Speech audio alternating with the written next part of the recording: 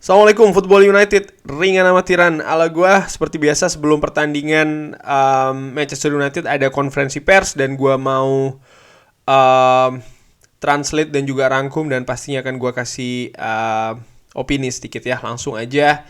Ini gua ambil dari manchestereveningnews.co.uk soal konferensi pers dari Ralf Rangnick. Ralf Rangnick memberikan tanggapan soal masalah protes. Oh ya, jadi yang belum tahu, jadi ini ada sedikit protes atau demonstrasi dari beberapa pentolan ya, supporter Manchester United di Manchester sana, di Carrington. Ralf Rangnick ini memberikan pendapat. Kita semua tahu kalau sepak bola itu adalah permainan passion dan juga emosi, dan kita sangat-sangat mengerti itu. Saya sangat mengerti kalau supporter ini sangat kecewa dengan posisi kita di klasemen dan juga performa kita ketika menghadapi Everton. Saya masih percaya supporter kita adalah salah satu yang terbaik, kalau bukan yang terbaik di Inggris. Sejauh mereka melakukan protes secara damai, sejauh mereka masih support tim di stadion, tentu saja mereka punya hak untuk mengekspresikan opini mereka. Secara emosional saya juga sangat mengerti kalau mereka ini sangat kecewa. Terus ada juga pendapat Ralf Rangnick tentang performa dari Manchester United. Ralf Rangnick mengatakan kalau kita memiliki momen-momen kita, bahkan kita sempat beberapa kali bermain baik. Saya pikir kita punya beberapa pertandingan ketika di mana kita bermain cukup bagus ya, dan kita bermain secara tim. Tapi kita belum dapat sejauh ini melakukannya dengan secara menerus atau bahkan secara periode yang lama, dan saya sangat kecewa terhadap hal tersebut. Ini gue tanggapin, gue sepakat dengan Ralf Rangnick. Artinya Manchester United itu tidak dalam satu pertandingan katakan. Gue kurang sepakat kalau banyak yang mengatakan wah Manchester United tampilnya jelek atau bahasanya ancur-ancur gimana. Nah itu gue kurang sepakat sebenarnya. Karena apa? Ini dari kacamata gue ya. Dalam 90 menit pertandingan Manchester United, ada beberapa menit Manchester United itu tampil excellent, tampil luar biasa. Ya, tentu saja ada yang bisa sampai menghasilkan gol, ada juga yang tidak. Permasalahannya, Manchester United tidak bisa menampilkan permainan tersebut secara konsisten. Itu dia masalahnya. Bahkan kalau menurut gue ya, dengan amatiran, ini sudah terlihat ketika Manchester United pertama kali ditangani oleh Ralf Rangnick ketika menghadapi Crystal Palace, di mana kita kebetulan menang 1-0 menghadapi Crystal Palace. Gol diciptakan oleh siapa? Fred, ya betul banget. Di pertandingan tersebut, di awal-awal pertandingan, kira-kira 15-20 menit, Manchester United tampil luar biasa dalam hal pressing.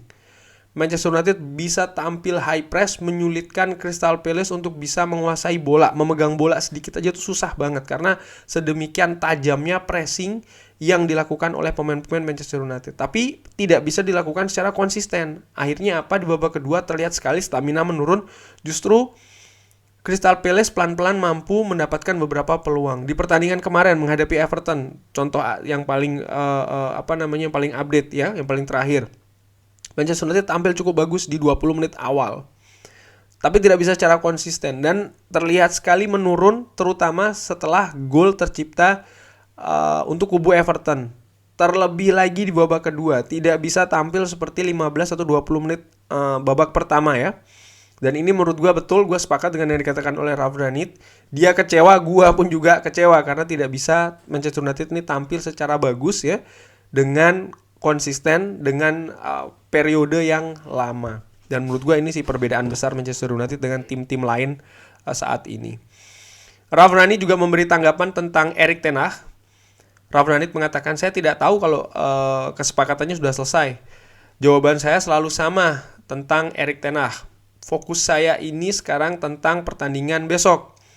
Lagi, saya tahu kalau dia ini seorang manajer yang sangat bagus. Dia telah melakukan pekerjaan yang sangat bagus di Ajax dan juga klub sebelumnya. Tapi saat ini tidak masuk akal untuk saya mengatakan kepada Anda soal pelatih yang lain. Nah, ini lagi-lagi Rani tidak ingin menjawab tentang rumor Erik ten Hag. Pun juga kalau gue tambahkan sedikit ya, di pagi tadi kalau tidak salah nih ada konferensi pers terkait Ajax menghadapi PSV. Erik ten Hag pun juga tidak ingin menjawab secara langsung soal masalah rumor deal dan dengan Manchester United. Ada yang menanyakan apakah masalah di tim ini soal motivasi. Ralf Rangnick menjawab, itu harusnya bukan jadi masalah di klub seperti Manchester United. Pemain di Manchester United harusnya selalu punya internal motivasi. Ya, gue sepakat sih.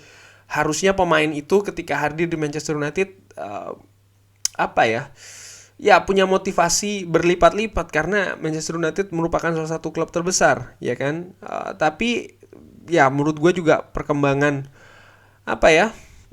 mungkin juga karena manajer sebelumnya tidak bisa secara absolut, bukannya tidak ya, tapi tidak bisa secara absolut menguasai ruang ganti. Sehingga motivasi ini yang tadinya seharusnya bukan jadi masalah. Tapi karena pemain ini gimana-gimana juga manusia, punya kepentingan sendiri, punya visi sendiri. Akhirnya tidak jadi satu, motivasi ini tidak jadi motivasi kolektif dalam sebuah tim atau sebuah klub. Mungkin mereka punya motivasi, tapi motivasinya motivasi pribadi. Motivasi yang mungkin muaranya ini bukan ke klub ya.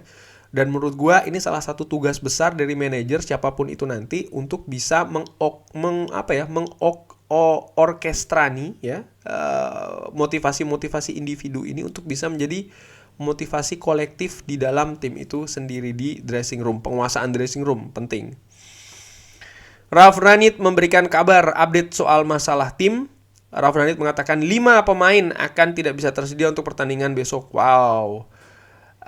Bahkan beberapa mungkin tidak bisa tersedia untuk pertandingan-pertandingan selanjutnya. Saya sudah menyebutkan soal Fred dan juga Scott McTominay. Rafael Varane juga tidak bisa dimainkan. Luke Shaw juga yang baru saja selesai operasinya. Lalu Edinson Cavani juga tidak bisa tersedia untuk pertandingan besok. Wow, ini cukup menarik kalau gue tanggapin langsung aja. Untuk Rafael Varane, kita masih punya Victor Lindelof. Tapi untuk Fred dan Scott McTominay, ini dia nih. Lini tengah pivot akan jadi kurang di sana. Praktis kita ada Nemanja Matic dan juga Paul Pogba dengan segala plus minusnya. Tidak punya pilihan banyak ya di sana. Ya menurut gue ini sangat-sangat mengkhawatirkan sih kalau kita harus bersandar kepada Paul Pogba dan juga Nemanja Matic di lini tengah. Oleh karena itulah menurut gue lini depan terutama ya, bukan cuma lini depan sih, semua pemain Manchester United untuk bisa tampil klinikal unggul secepatnya ini cukup penting, mengingat kedalaman di lini tengah ini sangat-sangat mengkhawatirkan. Untuk Luke Shaw menurut gue ini jelas Alex Telles yang akan bermain. Edinson Cavani tidak bisa dimainkan, maka Cristiano Ronaldo akan bermain sendiri di depan. Maksud gue adalah backup dari seorang Cristiano Ronaldo ini lagi-lagi tidak bisa diharapkan dari seorang Edinson Cavani. Lalu Ralf Rangnick juga memberikan update tentang Luke Shaw. Dia mengatakan sepertinya dia akan tidak bisa dimainkan untuk setidaknya 4 minggu, bahkan bisa sampai 5 minggu. Jadi saya pikir sangat sulit untuk Luke Shaw bisa tersedia untuk 1 di antara 7 pertandingan yang sisa. Ya menurut gue sih dengan amatiran Luke Shaw musim ini sudah selesai ya. Kita akan betul-betul berharap ya atau ya bersandar kepada seorang Alex Telles untuk sisi back kiri. Ditanyakan juga atau diberi pendapat soal masalah prioritas dari Manchester United, Ralf Rangnick mengatakan di dalam sepak bola secara umum di mana saja ini tentang bagaimana melihat dari satu pertandingan ke pertandingan yang lain. Tidak masuk akal untuk membuat spekulasi tentang bagaimana tim akan bermain atau bagaimana tim akan kehilangan poin atau tidak. Selama kita tidak bisa memenangkan pertandingan kita, walaupun kita mendapatkan keuntungan dari hasil yang kurang bagus dari tim lain, ini tidak akan berarti apa-apa. Jadi fokus kita adalah tentang pertandingan besok. Ya sepakat. Dan gue bikin juga di preview gue mengatakan sangat kebangetan kalau Manchester United tidak bisa menang menghadapi Norwich.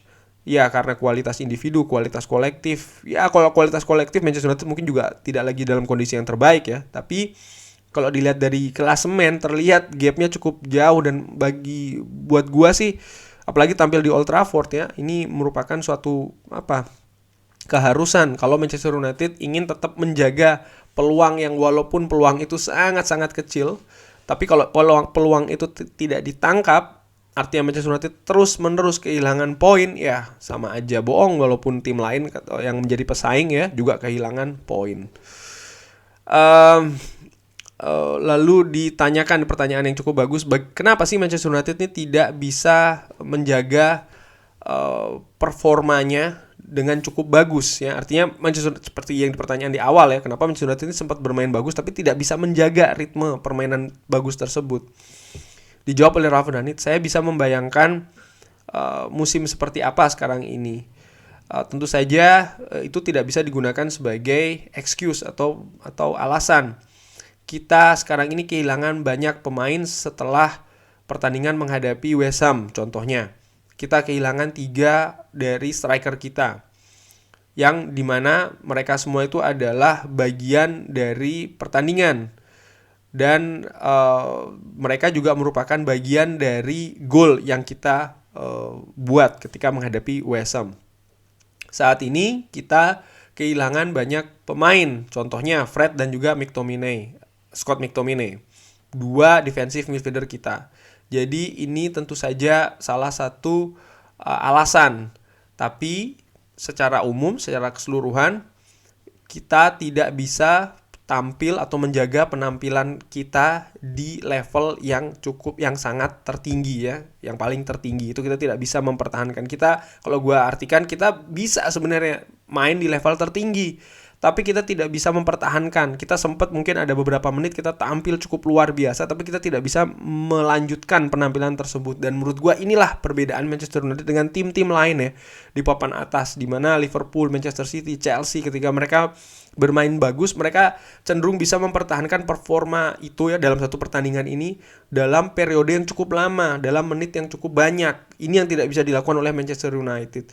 Kadang bagus main babak pertama, babak keduanya jeblok, begitupun juga sebaliknya. Dan mengenai soal masalah kehilangan pemain ya, striker ataupun juga defensive midfielder yang disinggung oleh Ralf Rangnick, ini tentu saja masalah kedalaman skuad, di mana Manchester United punya masalah 2 hal di kedalaman skuad setelah transfer musim dingin kemarin, kuantitas dan juga kualitas. Secara kuantitas tentu saja lini depan kita hanya mengandalkan pemain yang sekarang masih ada, Cristiano Ronaldo, Edinson Cavani, Jadon Sancho, Elanga, Marcus Rashford. Hanya itu saja yang kita bisa andalkan. Pemain-pemain yang lain tidak tersedia sekarang ya. Pun juga kalau kita lihat dari 5 nama itu yang gue sebutkan, masih ada problem lagi kan, Edinson Cavani yang banyak banget tidak bisa dimainkan. Lalu Marcus Rashford yang tentu saja masih belum bisa tampil di permainan terbaiknya. Belum Cristiano Ronaldo bermasalah dengan support ya kan, backup yang tersedia buat dia. Lalu Elanga yang belum bisa tampil secara konsisten. Sementara di sisi lain Amad Diallo tidak ada di tim, Anthony Martial tidak ada di tim. Dan kebijakan klub kalau menurut gua ya, dengan tidak mendatangkan pemain di musim dingin yang lalu ini juga menjadi sebab salah satunya. Dan gue berasumsi karena Ralf Rangnick ini posisinya interim, oleh karena itulah tidak ada kebijakan mendatangkan pemain secara permanen. Karena ya diharapkan manajer permanen nanti di musim panas yang akan melakukan transfer secara permanen. Hanya saja yang gue bukan gue kritik tapi gue pertanyakan ya adalah kenapa kita tidak meminjam pemain. Itu kan bisa jadi salah satu solusi. Atau nomor 2, kenapa kita tidak berbanyak saja mempromosikan pemain-pemain dari akademi ya, untuk juga bisa tampil ujung gigi atau paling tidak sebagai backup. Karena di 2 pertandingan sebelumnya ketika menghadapi Leicester kalau tidak salah, seorang Jesse Lingard yang dikonfirmasi sakit tapi tetap dibawa ke bangku cadangan hanya sebagai formalitas. Ini kan menurut gue ada masalah di sana. Ketika menghadapi Everton, 2 kiper ada di bangku cadangan. Ini kan menurut gue agak sedikit berlebihan. Jadi kita memang betul ada masalah di kedalaman skuad. Dan ya ini yang Ralf Rangnick katakan, gue sepakat. Cuman Ya inilah musim Manchester United kali ini. 7 pertandingan sisa menurut gue dengan permasalahan yang cukup kompleks, baik itu di dalam lapangan, kedalaman squad, di dressing room. Ini akan sangat mengganggu konsentrasi yang mungkin bisa jadi berakibat Manchester United tidak akan bisa finish di posisi yang paling tinggi, yang paling memungkinkan. Artinya sangat sulit untuk bisa finish di peringkat keempat. Kurang lebih demikian opini gue terkait dengan wawancara atau interview Ralf Rangnick untuk pertandingan menghadapi Norwich. Bagaimana teman-teman, ada pendapat lain? Bisa drop di kolom komen. Terima kasih sudah menyaksikan. Lancar-lancar terus ibadah puasanya dan ibadah-ibadah lain di bulan Ramadan. Jangan lupa tarawehnya, tadarusnya juga ya. Jangan lupa like, jangan lupa subscribe, jangan lupa sholat. Wassalamualaikum warahmatullahi wabarakatuh.